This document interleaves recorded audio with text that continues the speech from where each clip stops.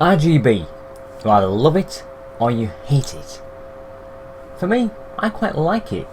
All those fancy little colours inside your case.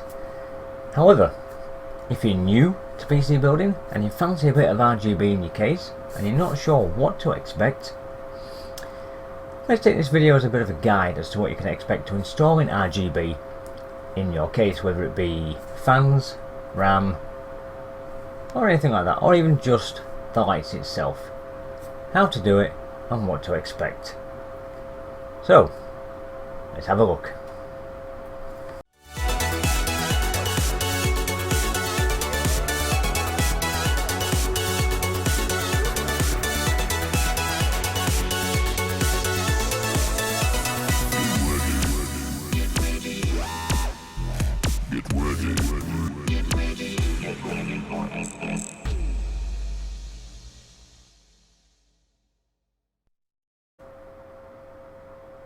Okay, so what we're looking at here is my case.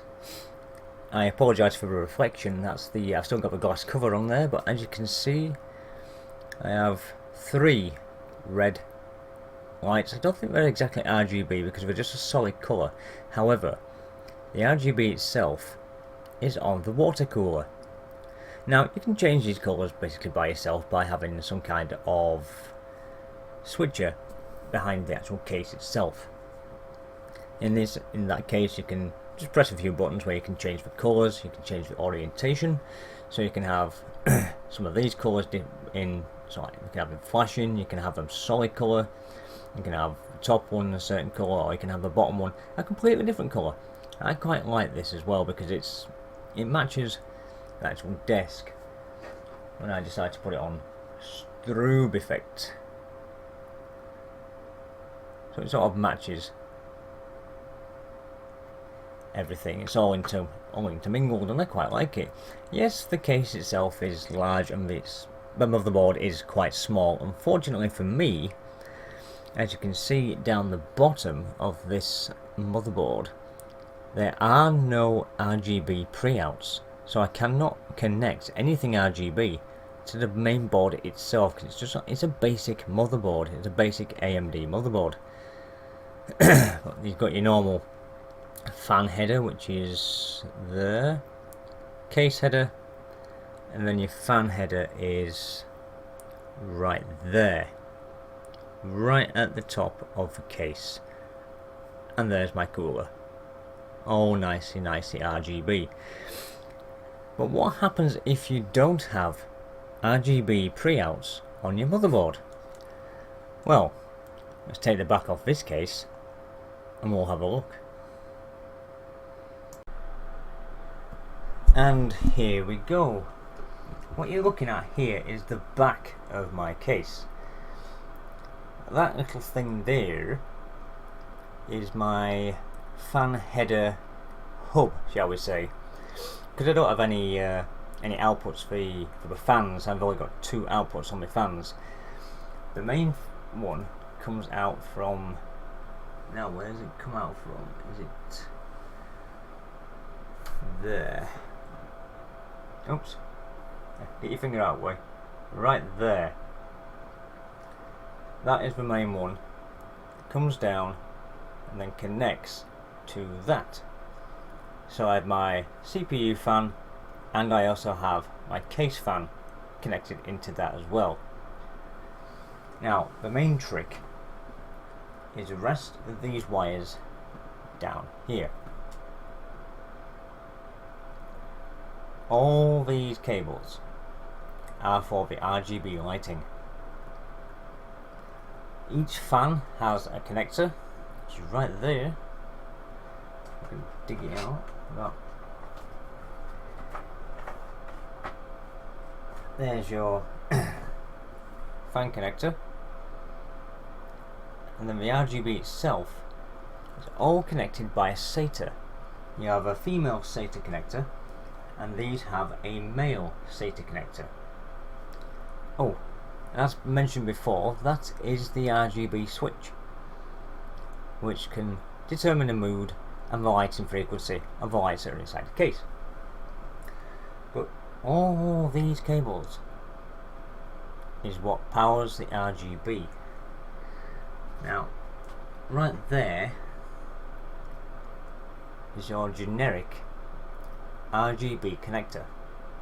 You do get some little prongs that actually go on the inside of this, which makes it easy to connect.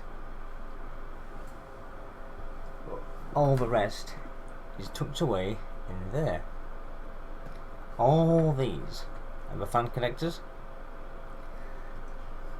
and the rest of the RGB cables are all stuffed in there. There's the one of the other connectors anyway. There is the main RGB splitter.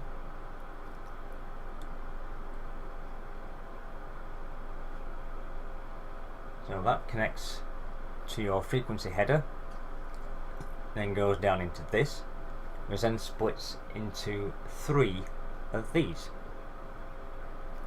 So you'll have basically 2 for each fan.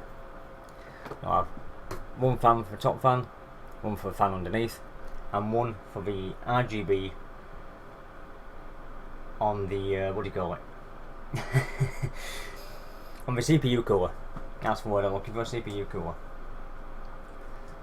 But as long as you've got a SATA power, a female power adapter in here, I think it's right in there. I don't want to risk pulling all this out because it's a pig to get it back in.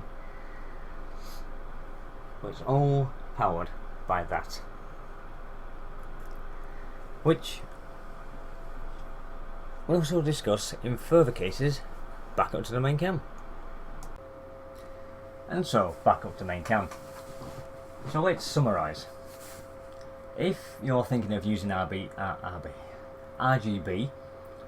and you're thinking of the easier case scenario, which is getting a motherboard which has the pre-outs already installed on the board. Some boards have maybe 1, 2, or even 3 RGB outputs on the board itself, so it's easy enough to find your LED lights, your RGB strips, and just plug it straight into the motherboard itself. And then using any kind of downloaded software, either on the motherboard's BIOS or downloaded off the internet like MSI or Asus, or I think there's another one, I can't remember its name, which control RGB lighting directly from the motherboard. So you can select your colours, you can select your flashes, your strobe lighting effects, shall we say, and it's also easy to do it directly on the motherboard. Option 2 is basically the hard way I did it, because I didn't have any RGB pre-outs on my motherboard, so I had to do it the hard way. I had to get one connector and then plug that straight into a splitter, a 3-way splitter, connect each RGB socket to that, and then that plugs into a free female SATA cable which is underneath next to your power supply, which then powers the whole thing. And that's easier said than done, because if you're new to this kind of thing and you're just branching out, shall we say, and you're experiencing sort of the urge to go into RGB, and you think, you know what, maybe I could do that, maybe I can have a go at that. And then when you do eventually get there, and you're faced with this monumental task of cable nightmare.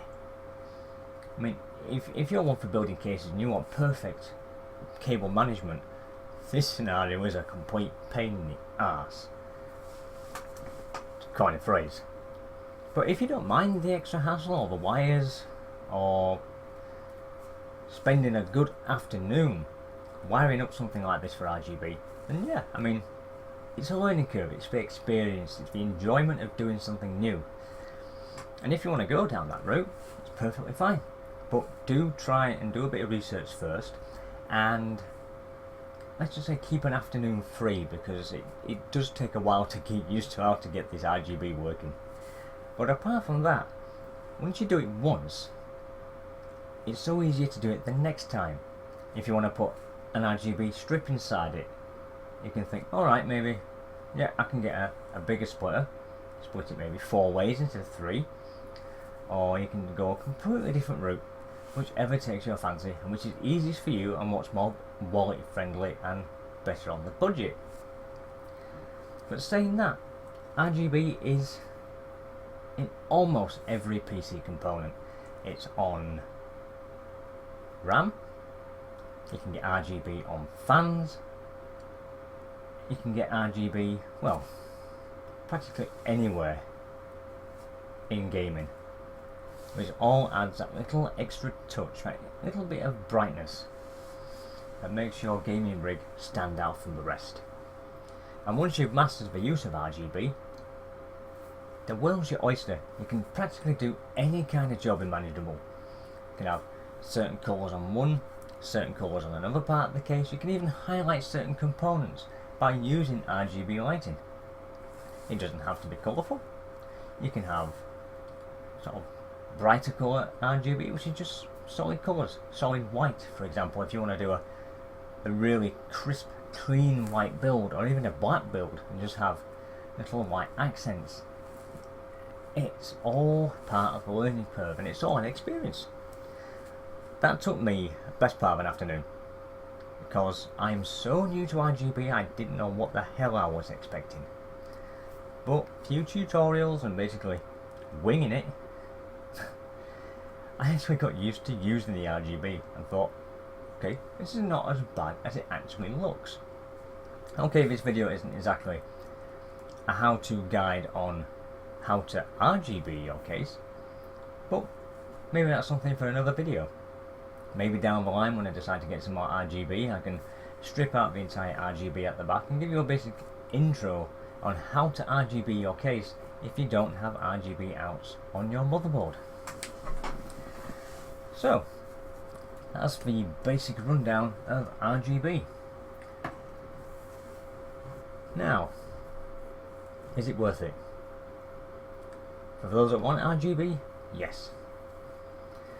For those that only want a slight touch of light, just a hint of light, nothing too extravagant, yeah, you can customize it to any way you want.